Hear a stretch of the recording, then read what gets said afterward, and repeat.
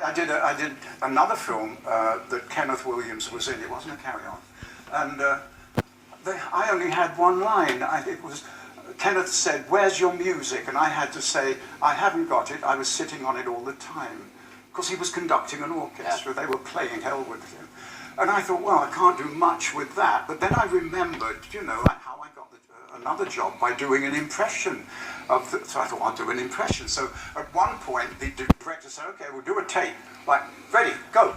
And Kenneth Williams shouted out, "Where's your music?" And I stood up and I said, "I haven't got it." "Oh, yes I have, I was sitting on it all the time." What did he say? The director said, "Cut," and fell about laughing. The whole studio fell about laughing, all except Kenneth Williams.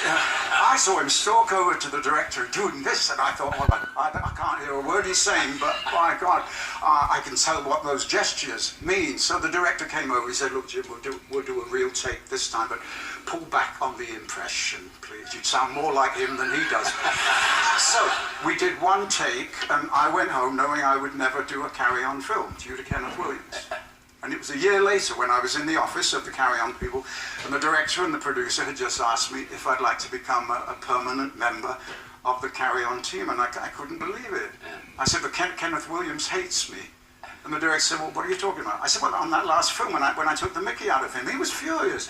I saw him be bloody angry. He came over to you doing this and pointed at me." And the director said, "No, Jim. Oh, no, you got it wrong. In fact, just the opposite.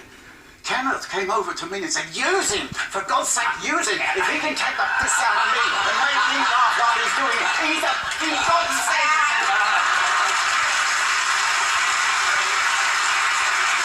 And that's...